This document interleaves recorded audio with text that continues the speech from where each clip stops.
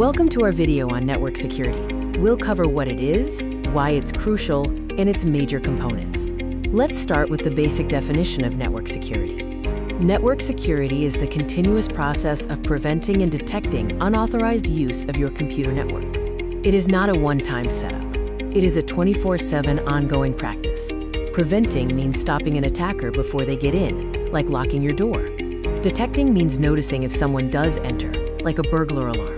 Think of network security like a fortress. The high walls and moat prevent enemies from entering. The guards on the watchtowers detect anyone trying to sneak in. Now let's look at why network security is so essential for the digital world. Network security ensures sensitive information like passwords or ID proofs is not stolen. It prevents a hacker from stealing critical data.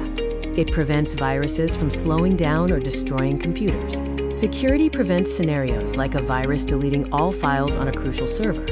Security keeps your personal life private, ensuring communications, like your chats, remain only between intended recipients.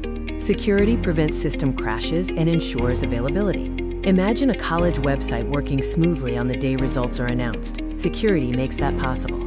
People use services only when they feel safe.